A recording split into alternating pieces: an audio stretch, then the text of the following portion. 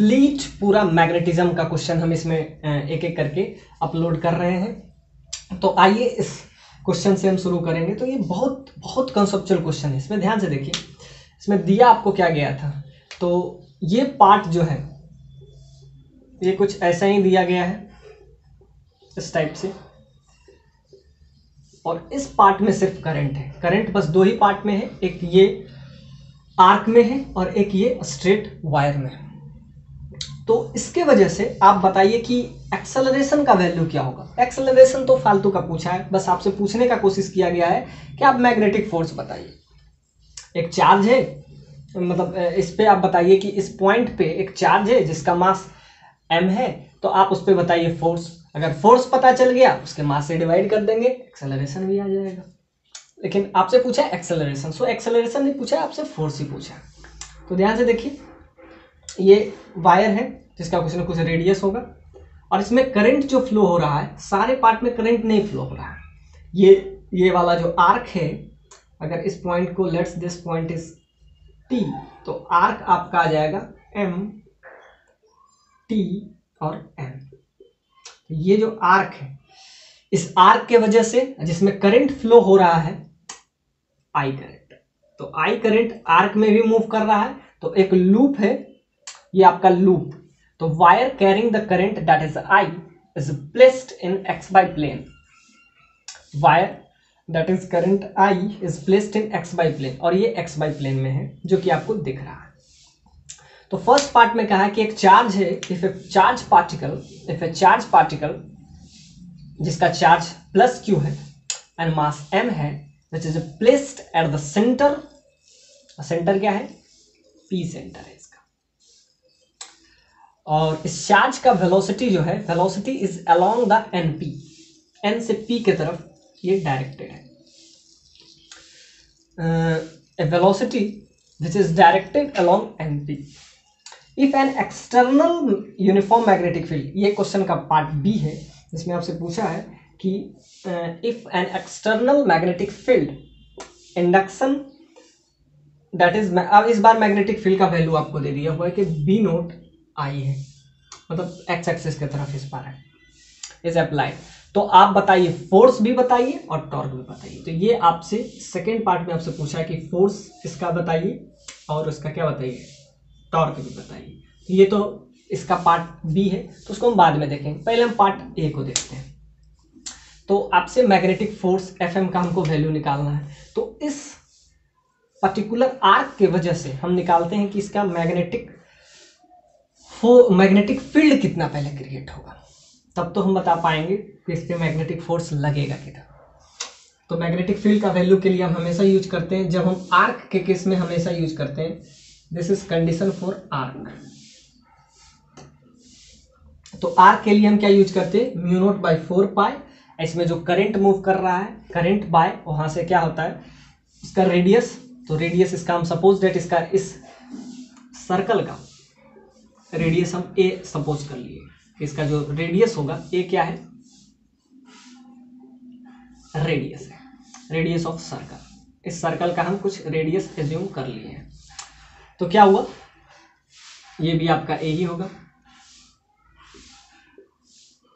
तो अगर यहाँ इसका रेडियस जो कि हम कंक्लूड किए हैं a होगा, तो यहाँ से आ जाएगा mu note by 4 pi I by a into alpha. अब क्या चाहिए, अल्फा क्या है, अल्फा जो कि ये एंगल, ये आर्क जो है MT, ये पॉइंट T है, MT और N, MTN जो सब्सटेन कर रहा है कहाँ पे, सेंटर पे जो एंगल सब्सटेन कर रहा है, वो एंगल क्या है, 120 का एंगल सब्सटेन कर रहा है।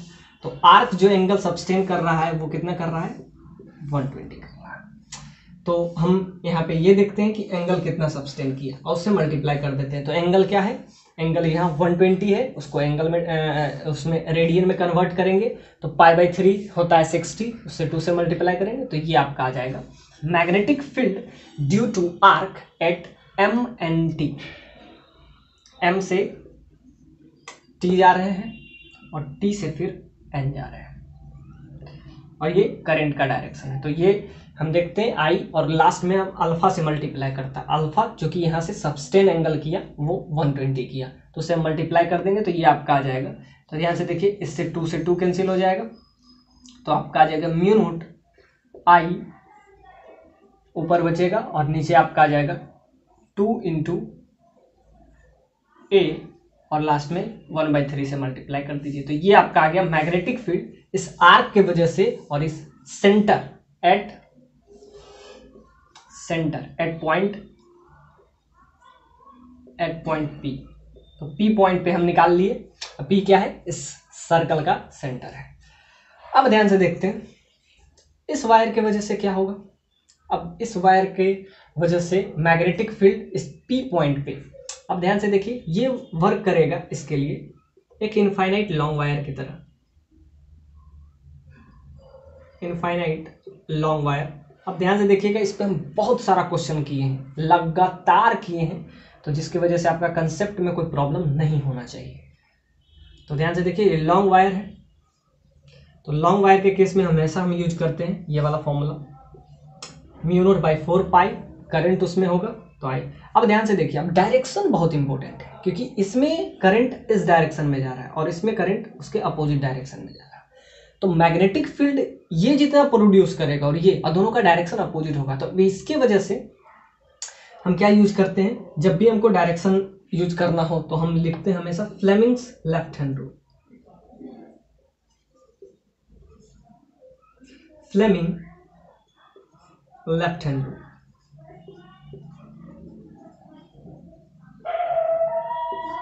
तो फ्लेमिंग लेफ्ट हैंड रूल, आप ध्यान से देखिए, तो ये आपका आ जाता है, तो इसके वजह से क्या हो जाता है, मैग्नेटिक फील्ड अंदर जाएगा यानी क्रॉस। तो इसके वजह से ये जो थंब का डायरेक्शन है, this is directed along the direction of electric current and this palm is directed along magnetic force, and this forefinger is directed along magnetic field.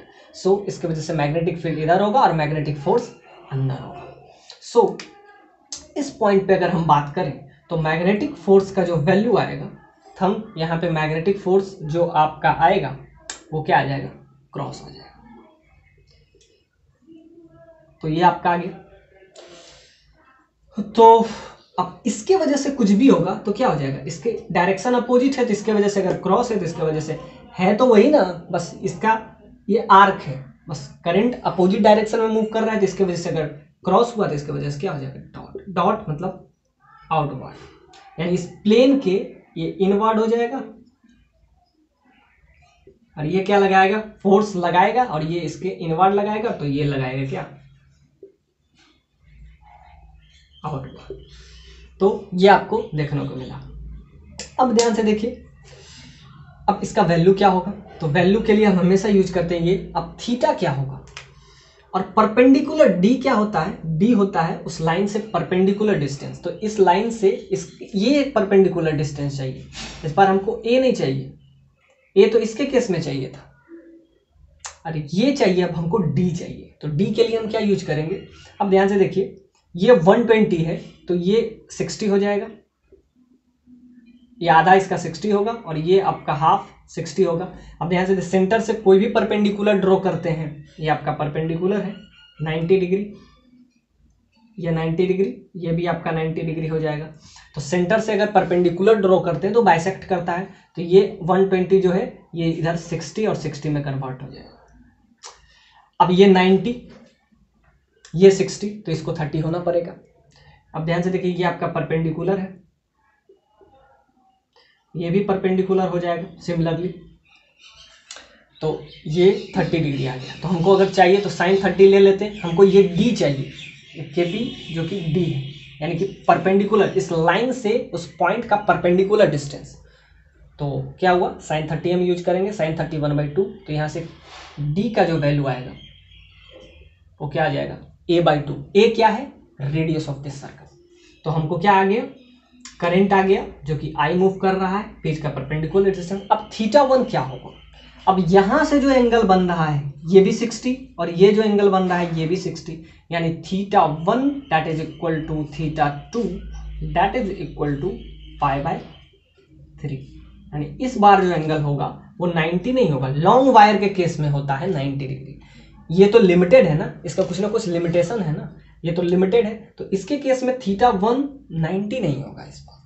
इस बार क्या हो जाएगा, यहां से जो एंगल बना रहा है, तो ये जो एंगल बना रहा है ये 60 डिग्री बना रहा है एग्जैक्टली। नीचे भी जो इस पॉइंट को हम इस पॉइंट से कनेक्ट करते हैं, और ये जो एंगल बना ये 60 एग्जैक्टली, ये भी 60। अब ध्यान से देखिए, जब भी वायर आप देखते हैं ऐसे वायर के केस में, और यहां से हमको परपेंडिकुलर गैप चाहिए होता है, वो d होता है। अब इस पॉइंट को हम इससे ज्वाइन करते हैं, अब इस पॉइंट को हम इससे ज्वाइन करते हैं, तो ये जो हुआ θ1 हुआ, और ये हुआ जो θ2 हुआ। तो θ1 और θ2, यहां से जो ऊपर डायरेक्शन में जो एंगल होता है वो θ1 होता है, और इधर से नीचे डायरेक्शन में जो एंगल होता है वो θ2। तो ऊपर डायरेक्शन में भी 60, नीचे डायरेक्शन में भी 60, बस यहाँ पर हमको पुट कर देना है। और जब हमको डायरेक्शन चाहिए तो फ्लेमिंग्स लेफ्ट हैंड रूल से हमको आ जाएगा। तो एक का क्या आ गया क्रॉस, एक का आ गया डॉट, यानी कि एक दूसरे को क्या करेंगे सबट्रैक्ट करेंगे। अब और वैसे भी आप समझिए कि एक दूसरे के अपोजिट हैं, तो अपोजिट में क्या होता है, जब डायरेक्शन सेम हो तो रिलेटिव मोशन मतलब फोर्स के वजह से अगर ध्यान से देखें तो क्या है पैरेलल नहीं है, तो वो हम तब लगाते हैं। आप ध्यान से देखिए, अपोजिट तो है लेकिन वो हम तब यूज करते हैं जब पैरेलल हो एक दूसरे को। ये कर्व है सरफेस है और ये आपका क्या है स्ट्रेट लाइन, तो वो वाला कंसेप्ट नहीं लगेगा कि रिलेटिव मोशन एक डायरेक्शन में अपोजिट जा रहा है तो ऐड हो जाएगा। वो तब होता है जब दोनों पैरेलल हो, यहाँ पे पैरेलल नहीं है।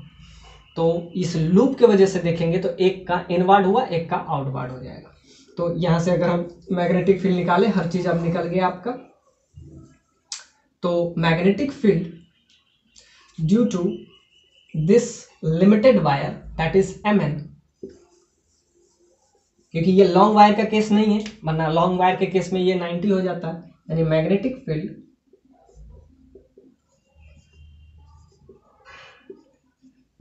Field due to wire Mn, wire Mn के वजह से मैग्नेटिक फील्ड क्या हो जाएगा, इस M और N के वजह से। तो क्या लिखते हैं μ0/4π, करंट इसमें I हो रहा है, और इसका डायरेक्शन क्या हो जाएगा, ये लूप के वजह से क्या हो जाता है dot out of the plane, इसके वजह से इनवर्ट हो जाएगा। तो I/d, d क्या हो जाएगा परपेंडिकुलर डिस्टेंस, d का वैल्यू क्या आ गया a/2, तो a/2 लिख देंगे। अब sin θ1 प्लस sin θ2,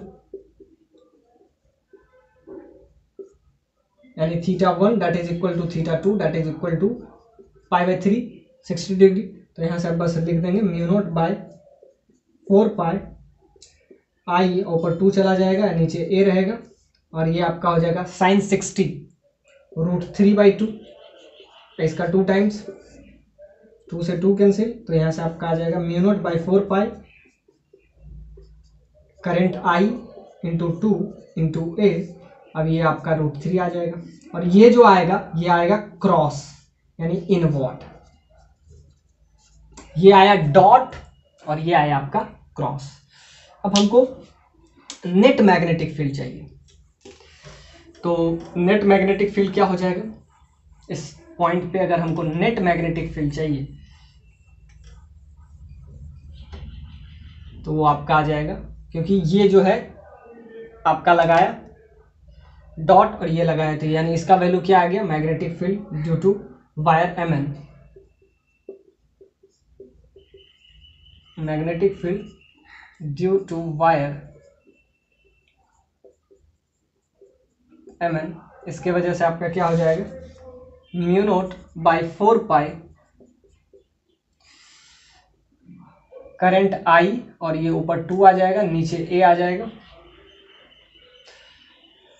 और ये आपका आ गया √3, 2 टाइम्स कीजिएगा तो ध्यान से देखिए ये आपका क्या हो जाएगा √3/2 इंटू 2, 60 डिग्री का वैल्यू ये, और ये 2 बार होगा तो ये 2 आ जाएगा, और ये आपका a/2 डिस्टेंस a/2 है, तो ये आपका आ जाएगा μ0/4π, 2 ऊपर चला जाएगा तो 2I बाय ए, और ये आपका आ जाएगा 2 से 2 कैंसिल √3, और ये क्या हो जाएगा, ये क्रॉस हो जाएगा यानी इनवर्ड हो जाएगा। तो ये आ गया। अब हम नेट मैग्नेटिक फील्ड की बात करें। Net magnetic field, net magnetic field क्या हो जाएगा, अब एक क्रॉस है तो एक डॉट है यानी एक अपोज करेगा, तो इसको अगर हम ध्यान से देखें तो ये आपका आ जाएगा म्यू नोट बाय 4 पाई ही अगर हम ले लेते हैं तो आपका क्या हो जाता, कुछ भी ले लें तो यहाँ से आपका आ जाएगा, दोनों को आपस में घटा लें, एक को ले लेते हैं, this is B1 and this is B2, so B1 minus B2, तो म्यू नोट कॉमन आ जाएगा, करंट कॉमन आ जाएगा और ए कॉमन आ जाएगा, और 1/3 इसमें भी है, बाकी इसमें 3 तो है नहीं, तो आप B1 माइनस B2 कर लीजिए, तो ये आपका आ जाएगा नेट मैग्नेटिक फील्ड का वैल्यू। तो म्यू नोट एन आई ये इतना कॉमन आया इसमें, और यहाँ बच जाएगा 1/3, और यहाँ पे आपका बच जाएगा ये आपका कैंसिल हो जाएगा, और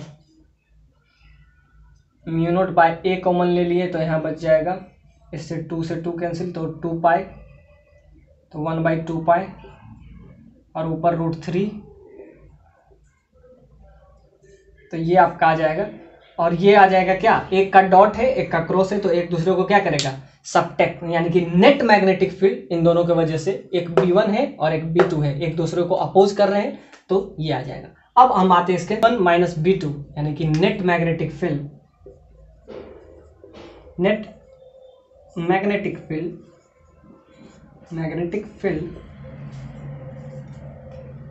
एट पॉइंट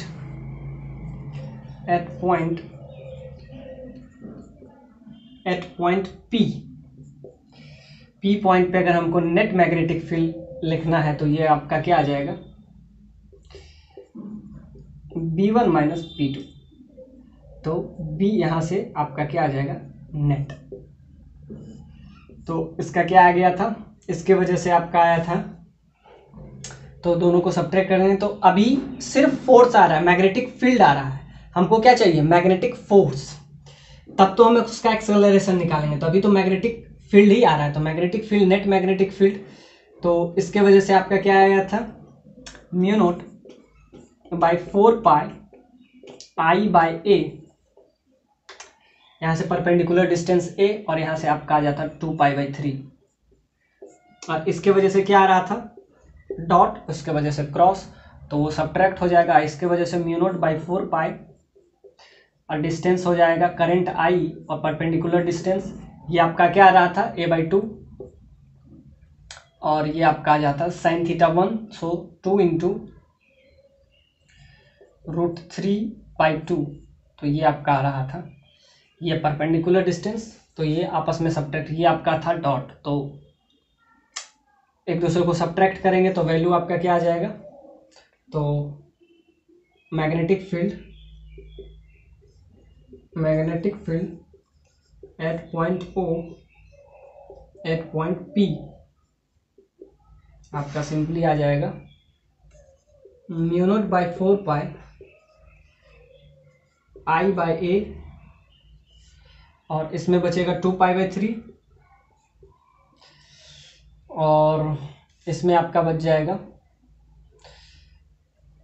ये 2 ऊपर जाएगा तो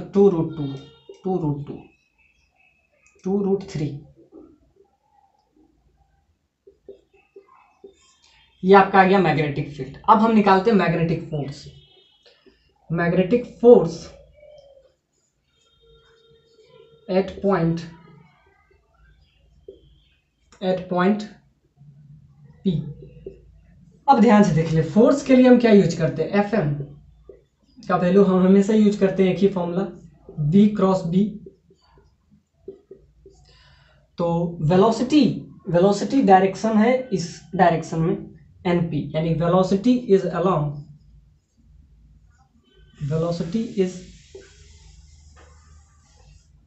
NP, N से P की डायरेक्शन में है, सो डायरेक्टेड अलोंग N से P, तो ये आपका आ गया। एन से पी की तरफ इसका डायरेक्शन है। तो जब भी हम देखेंगे तो V क्रॉस B, V और B के बीच में, तो इसका कंपोनेंट हम देखेंगे तो ध्यान से देखिए, ये आपका क्या है, इसको हम आगे एक्सटेंड करेंगे तो ये अगर आपको ये 60 डिग्री दिया हुआ है तो ये एंगल क्या होगा, ये 60 है तो ये भी 60 होगा, ये 60। तो ध्यान से देखिए, इसका दो कंपोनेंट होगा, एक इधर हो जाएगा V cos थीटा और इधर हो जाएगा इसका परपेंडिकुलर। अब ध्यान से देखिए, ये V है, ये अगर 60 डिग्री है तो ये B 60 डिग्री हो जाएगा। क्यों? वर्टिकल एंगल सामने दिख रहा है आपको, इसको हम पीछे एक्सटेंड किए हैं तो ये इसके बीच में बन रहा है, तो इसको आगे एक्सटेंड किए, इसको पीछे एक्सटेंड किए, तो ये जो एंगल 60 है तो ये आपका हो जाएगा V cos थीटा और ये आपका हो जाएगा V sin थीटा। तो दो कंपोनेंट आपको क्लियरली दिख रहा है कि एंगल ऐसा है, इधर V है और ये इसका एक कंपोनेंट इधर होगा, ये थीटा आपको 60 डिग्री दिखा, तो ये कंपोनेंट आपका हो जाएगा V cos थीटा और ये कंपोनेंट हो जाएगा V sin थीटा। अब वेलोसिटी इधर है डायरेक्टेड, ये आपका जो डायरेक्शन है ये NP है, N से P की तरफ डायरेक्टेड है और ये इससे 60 डिग्री है, तो इसको जूम करेंगे तो कुछ ऐसा बनेगा। अब ध्यान से देखिए, यहाँ पे आपको V क्रॉस B चाहिए, तो V क्रॉस B, तो एक V cos थीटा, तो इसका जो वेलोसिटी हो जाएगा, तो वेलोसिटी इसका हम V को दो कंपोनेंट में लिखें तो V cos थीटा, और cos थीटा किधर है, इधर है, यानी x एक्सिस की तरफ है, और ये जो डायरेक्शन है ये किधर डायरेक्टेड है, ये आपका y एक्सिस की तरफ है। तो इसके दो कंपोनेंट हम कर लिए, तो V cos थीटा I, ये किधर है, x एक्सिस की तरफ, और ये आपका क्या है, y एक्सिस, ये आपका x एक्सिस हो जाएगा। तो क्या हो जाएगा, V cos थीटा I और इधर हो जाएगा V sin थीटा, मतलब थीटा क्या है यहाँ पे 60 degree, V sin theta J। तो ये आपका आ गया वेलोसिटी का डायरेक्शन। तो आपको हर चीज पता है, मैग्नेटिक फील्ड भी पता है, तो मैग्नेटिक फील्ड में ये आपका हो जाएगा डॉट, क्योंकि डॉट माइनस क्रॉस किए हैं तो इवेंचुअली क्या होगा, डॉट वाला ज़्यादा होगा, तो यहाँ से आपका आ गया, हाँ ये आपका वैल्यू आ गया। तो मैग्नेटिक फील्ड का वैल्यू पता है, चार्ज पता है, चार्ज का वैल्यू आपको क्या पता है, प्लस क्यू। तो यहाँ से आपका V क्रॉस B करेंगे, तो V क्रॉस B जब करेंगे तो FM आपका आ जाएगा और उसको लास्ट में मास से हम डिवाइड कर लेंगे। तो V आपको ये पता है, B जो कि आपको डॉट पता है, यानी कि प्लेन के बाहर है, तो कुछ भी होगा तो J और माइनस J में ही डायरेक्शन आएगा। तो V क्रॉस B, Q तो Q बाहर रखें, तो V के लिए हम लिखेंगे V cos 60 I plus V sin 60 J, और इसका क्रॉस करेंगे, ये आपका इतना दूर V है, तो V क्रॉस B, अब मैग्नेटिक फील्ड आ जाएगा mu naught by 4 pi current I A, और यहाँ से आपका क्या आ रहा है 2 पाई बाई 3 माइनस ये आपका आ जाता है 2√3, और इसका डायरेक्शन क्या हो जाएगा, इसका डायरेक्शन K की तरफ होगा, क्योंकि डॉट है, डॉट मतलब आउट ऑफ द प्लेन यानी आउटवर्ड, या तो इनवर्ट भी हो सकता है। अब कौन दोनों में ज़्यादा है वैल्यू है वो तो डिपेंड करता है। तो इसका वैल्यू आप ध्यान से देखिए, इसका वैल्यू कुछ भी होगा, ध्यान से देखिए, ये पाई है तो कुछ भी होगा तो इससे ज़्यादा ही होगा, पाई का वैल्यू 3 पॉइंट समथिंग है, तो ये 6 के आसपास आएगा, तो ये करीब करीब, हाँ ये वाला वैल्यू भी डोमिनेट करता है, यानी के भी हो सकता है और यहाँ पे माइनस के भी हो सकता है, दोनों हो सकता है जो डोमिनेट करे। तो अब V क्रॉस B करेंगे तो यहाँ से FM आ जाएगा और उसको मास से डिवाइड कर देंगे। तो फर्स्ट पॉइंट जो पूछा है आपसे कि एक्सेलरेशन बताइए, एक्सेलरेशन तो फोर्स बाय एक्सेलरेशन तो जान के ही पूछा है कि आप बताइए बस फोर्स, तो फोर्स आ गया, फोर्स के लिए ये करेंगे। तो आई क्रॉस अगर जे करेंगे तो इसके लिए फिर हम वही यूज करते हैं, आई जे और के, क्लॉकवाइज सेंस में हो तो वेरी गुड। तो आई और जे, के इंटू आई, ये तो ये आपका चलता है के लेके चलें तो आई इंटू के, आई इंटू जब के करेंगे तो ये क्या हो जाएगा, क्लॉकवाइज सेंस में हो तब तो ठीक है, लेकिन एंटी क्लॉकवाइज सेंस में है तो निगेटिव होगा, तो आई इंटू के माइनस जे हो जाएगा। बाकी मैग्नीट्यूड तो आपको दिख रहा है, तो आई इंटू के करेंगे तो वो क्या हो जाएगा, माइनस जे हो जाएगा। आई इंटू के क्या हो जाएगा, ACW हो जाता है काउंटर क्लॉकवाइज, तो वो क्या हो जाएगा, माइनस जे हो जाएगा। और जे इंटू लास्ट में के करेंगे तो जे इंटू के क्लॉकवाइज सेंस में है तो ये आई हो जाएगा। तो ये आपका डायरेक्शन हो जाएगा फोर्स का, कि एक्स एक्सिस के भी तरफ लगेगा और नेगेटिव वाई एक्सिस के तरफ, तो दोनों के बीच से ये पास करेगा, यानी कि एक इधर भी लगेगा और एक इधर लगेगा, क्योंकि आई का मतलब है एक्स एक्सिस और नेगेटिव जे एक्सिस का मतलब है कि ये नेगेटिव जे ये है और ये आपका आई है, तो इधर आपका फोर्स लगेगा। अब हम आते हैं इसके next part, that is torque. तो नेक्स्ट पार्ट आपसे कह रहा है कि टॉर्क बताइए कि टॉर्क इस पे कितना लगेगा, और ये जो आपका है 8 मार्क्स का क्वेश्चन है। तो टॉर्क जब हम देखें तो टॉर्क आपका होगा, तो इस पॉइंट M और यहाँ पे हम दे देते हैं एक पॉइंट को T, तो टॉर्क जो होगा M, T और N की तरफ हम अगर लगाएंगे तो ये जो एंगल है आपका 120 है, तो ये सब हम पहले देख चुके हैं। तो टॉर्क का वैल्यू होता है, टॉर्क ये आपका वापस से फिर वही, तो torque acting on loop, that is M N T और फिर वापस में क्या हो जाएगा M, तो ये लूप, इस पे अगर हमको टॉर्क निकालना हो तो टॉर्क का वैल्यू होता है, torque that is equal to M cross B। अब ध्यान से देखिए M क्या है, B क्या है, तो इस पे हम एक एक करके डील करते हैं। तो ये तो आपको सिंपली मैग्नेटिक फील्ड है, ये तो आपको क्लियर है कि ये आपका मैग्नेटिक फील्ड है। Torque that is equal to M cross B, M है यहाँ पे आपका मैग्नेटिक मोमेंट,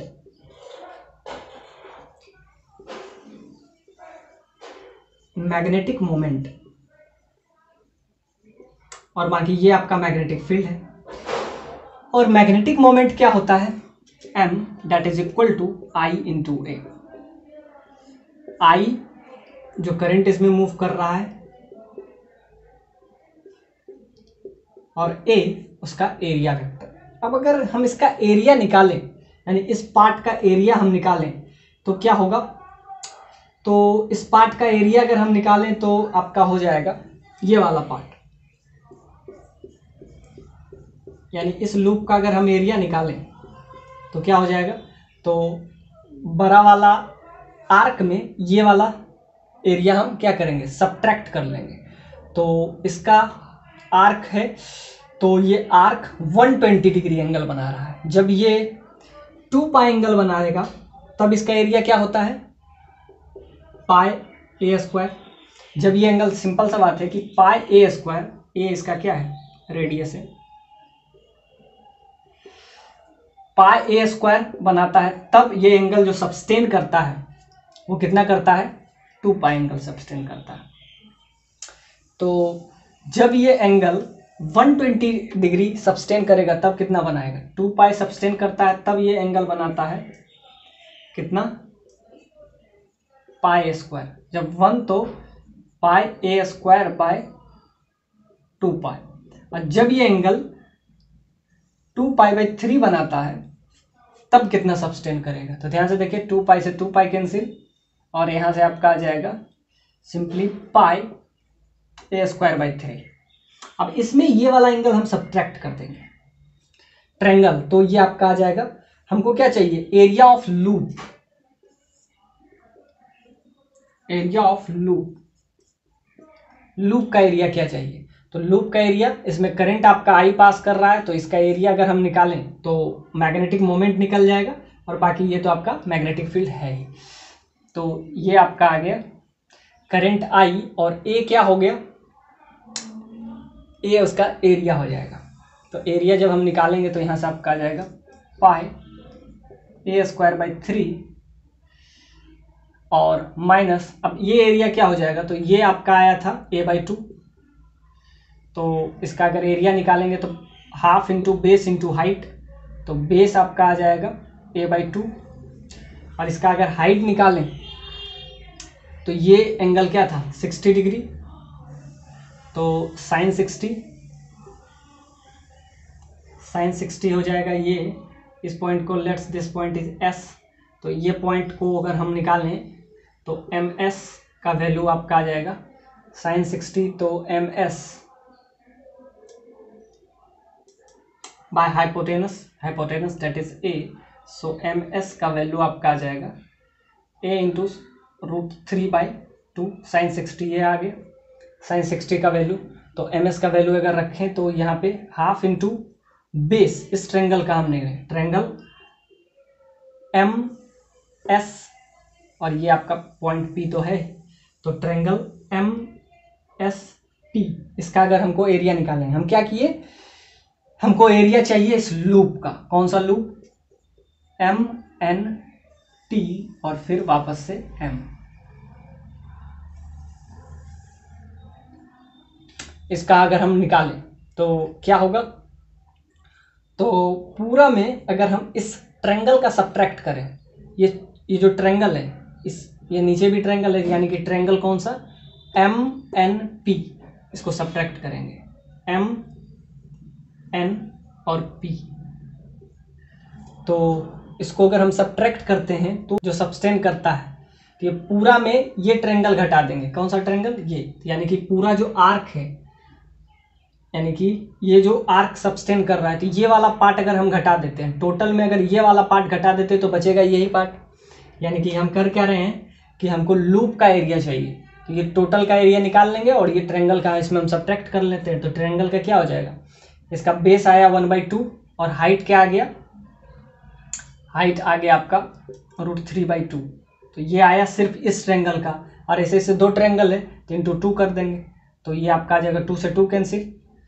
और यहाँ से आपका आ जाएगा √3/4 A², तो सब्ट्रैक्ट कर देंगे √3/4 A², तो ये आपका आ गया मैग्नेटिक, ये आया सिर्फ एरिया, इसको करंट से मल्टीप्लाई कर देंगे तो ये आपका आ जाएगा मैग्नेटिक मोमेंट। हो गया, मैग्नेटिक मोमेंट आपको पता चल गया, मैग्नेटिक फील्ड पहले से भी पता था आपका। मैग्नेटिक फील्ड क्या दिया हुआ था इस बार, मैग्नेटिक फील्ड जो है B0 I दिया हुआ है, मैग्नेटिक फील्ड का वैल्यू आपको क्या दिया हुआ है, B0 I, और मैग्नेटिक मोमेंट बहुत इजीली हम ले लिए, एरिया निकालना था तो ये पूरा कर्व का एरिया ये आया, जब 2π ये पूरा होता तब एरिया πa² होता, और जब 1 होगा तो ये, और जब आपको 2π/3 होगा तो क्या हो गया, 2π/3 से क्या करेंगे, मल्टीप्लाई कर देंगे, तो ये आपका आ जाएगा। जब 2π होता है तो ये सर्कल का एरिया πa² हो जाता है, तो ये तो बेसिक सा है यूनिटरी मेथड, इसमें कुछ बड़ा चेंज, और इसमें हम ये ट्रायंगल वाला, ये ट्रायंगल 1 और ट्रायंगल 2, इसीलिए लास्ट में हम 2 टाइम्स किए हैं, एक बार ट्रायंगल 1 का घटाएंगे, एक बार ट्रायंगल 2 का घटाएंगे, इसीलिए हम लास्ट में इसको 2 टाइम्स किए हैं कि एक बार इसका घटा दिए, तो ये टोटल में अगर ये दोनों घट गया तो बचेगा सिर्फ यही वाला पार्ट, तो एरिया निकल गया, यानी मैग्नेटिक मोमेंट निकल गया, मैग्नेटिक मोमेंट निकल गया मतलब टॉर्क निकल गया। तो टॉर्क के लिए हमको क्या चाहिए था, मैग्नेटिक मोमेंट, तो ये हम निकाले, ये ट्रायंगल का area, area of triangle, area of triangle, तो ये आपका आ गया। अब हम देखते हैं magnetic torque that is equal to magnetic moment into magnetic field. Magnetic moment होता क्या है, आई इंटू ए। एरिया आपका क्या आ गया, एरिया ये आ गया, तो इसको मल्टीप्लाई किससे कर देंगे लास्ट में, तो इसका डायरेक्शन क्या हो जाएगा। तो एरिया हमेशा, एरिया का डायरेक्शन क्या होता है, तो एरिया उस प्लेन के परपेंडिकुलर रखिए और हमेशा रखिए कि एरिया का जो डायरेक्शन होता है, आप डॉट समझ लीजिए या क्रॉस, जो भी आपको कंफर्टेबल लगे, तो एरिया हमेशा उस प्लेन के परपेंडिकुलर होता है। यानी कि area vector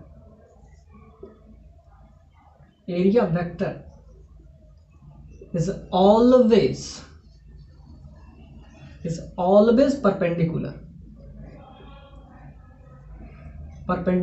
to plane of paper, perpendicular to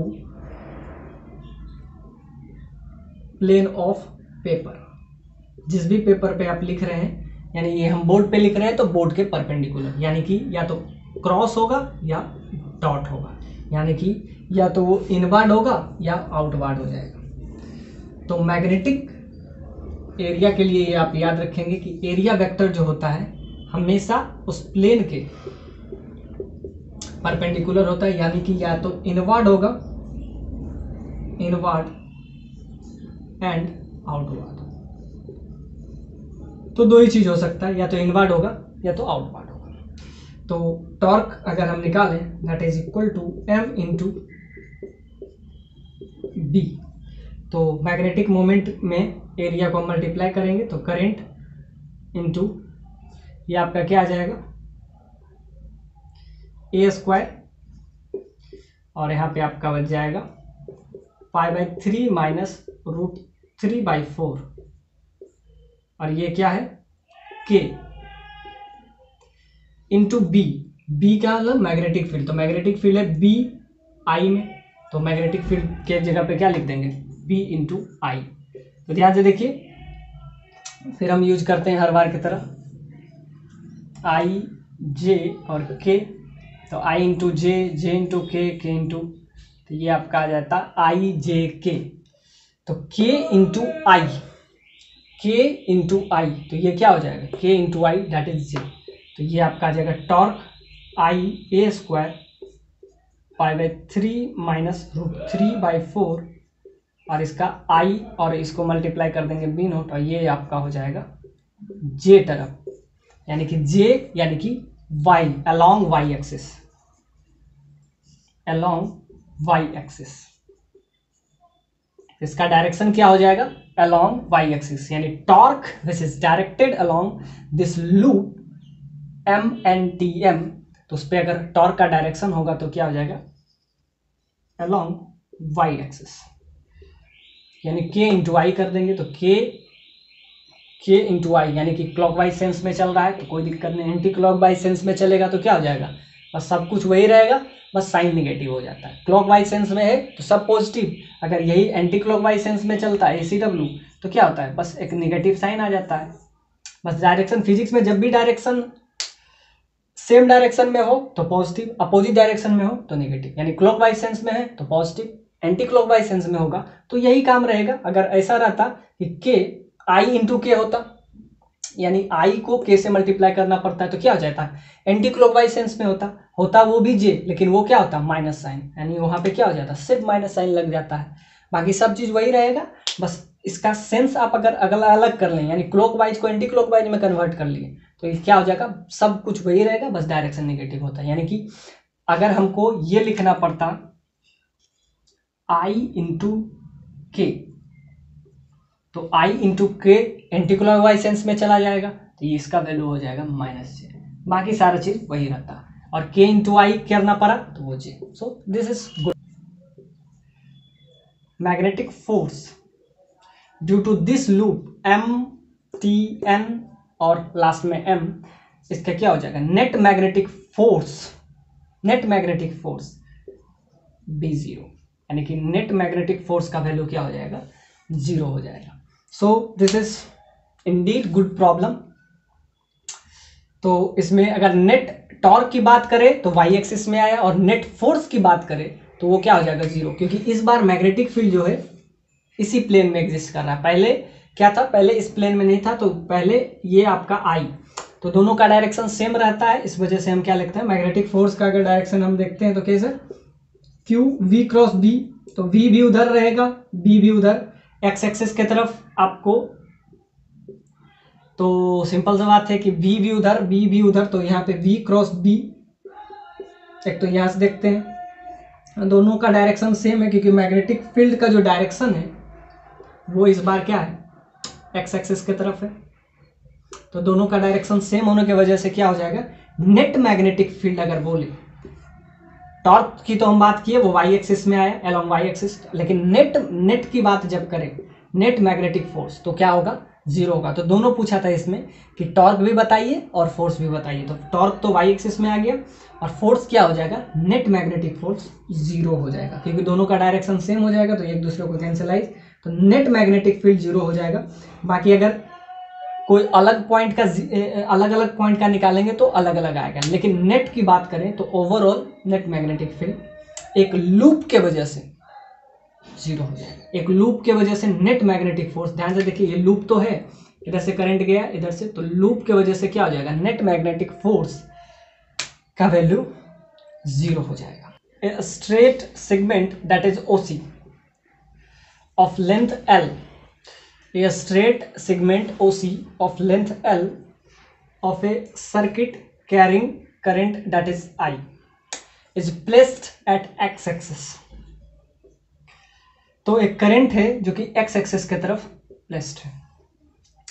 to infinite long wire, two infinite long straight wire that is A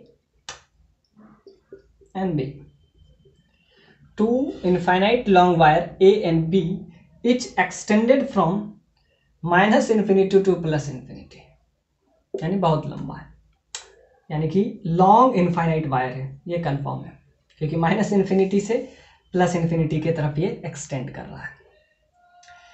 are fixed at x is equal to minus a और x is equal to plus a, ये आपका है y that is equal to plus a, और ये आपका नीचे है same distance पे है, ये y that is equal to minus a. तो आपको क्या चाहिए, आपको चाहिए find the expression force acting on the segment OC, find the expression force acting on segment OC, O से C की तरफ OC, what will be force on OC if current in the wire is reversed। Expression force acting on OC, OC पे आपको क्या निकालना है, force का expression निकालना है। What will be the force on OC if current is reversed. तो current को जब हम रिवर्स कर देंगे तो OC पे कितना फोर्स लगेगा, तो ये आपका कुछ ऐसा दिया गया है। तो आपको बताना है, तो सिंपल सा बात है, OC जिसका लेंथ आपको क्या दे दिया हुआ है, L दे दिया हुआ है। इस क्वेश्चन में आपसे कहा गया है कि straight wire OC carrying current that is I, इसमें करंट का जो फ्लो हो रहा है वो I करंट इसमें फ्लो हो रहा है, और आपको क्या कह रहा है कि A और B एक लॉन्ग इनफाइनाइट वायर है, और उसका आपको दे दिया हुआ एक्सटेंडेड माइनस इन्फिनिटी से प्लस इन्फिनिटी तक। एक का पोजीशन प्लस ए पे है, एक का पोजीशन माइनस ए पे है, यानी कि एक एक्स एक्सिस से ऊपर है, एक्स एक्सिस से एक नीचे है। तो आपको क्या चाहिए, find the expression force acting on segment OC। तो इस पे आपको क्या चाहिए, फोर्स का सेगमेंट चाहिए। What will be the force on OC if current is reverse. अब करंट को क्या कर रहे हैं हम, रिवर्स कर रहे हैं, तो क्या उस पर फोर्स होगा। तो आइए इस क्वेश्चन को हम डील करते हैं। तो इसमें क्या क्या देखें कि एक लाइन सेगमेंट है जिसका लेंथ आपको L दे दिया हुआ है, यानी कि इसका लेंथ आपको L दे दिया हुआ है, इसमें जो करंट फ्लो हो रहा है वो I करंट फ्लो हो रहा है। तो एक लाइन सेगमेंट है जिसका लेंथ आपको L दे दिया हुआ है, इसमें जो करंट है वो I फ्लो हो रहा है। और टू इनफाइनाइट लॉन्ग वायर है, एक क्रॉस है एक इधर क्रॉस है, तो क्रॉस दोनों तरफ है, और जो कि A डिस्टेंस पे है और एक माइनस A डिस्टेंस पे है। तो आपको क्या चाहिए, आपको चाहिए कि expression force acting on line segment OC, और दूसरा जब इसका डायरेक्शन को अपोजिट कर देते हैं, मतलब पहले इधर ओ से सी जा रहा है, अब हम क्या कर देंगे, सी से ओ कर देंगे, यानी सिंपल सा बात है, ओ से सी जा रहा है, अब सी से ओ चला जाएगा, यानी कि पहले इस डायरेक्शन में जा रहा था करंट, अब इसके अगेंस्ट में जाएगा। तो यानी कि जब हम इसको रिवर्स करते हैं तब क्या होगा, एक तो ओ से सी जा रहा है, इधर जा रहा है, एक्स एक्सिस की तरफ जा रहा है, रिवर्स का मतलब है कि नेगेटिव एक्स एक्सिस की तरफ जाएगा। तो आप फोर्स बताइए, फोर्स का एक्सप्रेशन या फोर्स बताइए। तो ये क्वेश्चन, ये फिर वही लॉन्ग वायर के केस का ये क्वेश्चन है। तो आप बताइए कि इसका एक्सप्रेशन क्या होगा, यानी फोर्स का वैल्यू क्या होगा, कब, जब ये एक्स डायरेक्शन में जाएगा। इसका लेंथ आपको क्या दे दिया हुआ, एल लेंथ दे दिया हुआ है, और टू इनफाइनाइट लॉन्ग वायर है, यानी कि एक ऐसा है दिस, और इसको कहा गया है कि जेड, मतलब कि ये इनफाइनाइट लॉन्ग वायर है, बस इसका मतलब कुछ नहीं है कि माइनस इन्फिनिटी से प्लस इन्फिनिटी, मतलब एक लॉन्ग वायर है, एक ए पोजीशन पे है, एक बी पोजीशन पे, एक एक्स एक्सिस से प्लस ए डिस्टेंस ऊपर है और एक एक्स एक्सिस से माइनस ए डिस्टेंस नीचे है। तो इस पॉइंट पे आपको बताना है कि इस पॉइंट पे क्या वैल्यू होगा, और इससे नीचे एक्स एक्सिस से नीचे जब हम जाएंगे तो इस पॉइंट पे आपको वैल्यू निकालना है।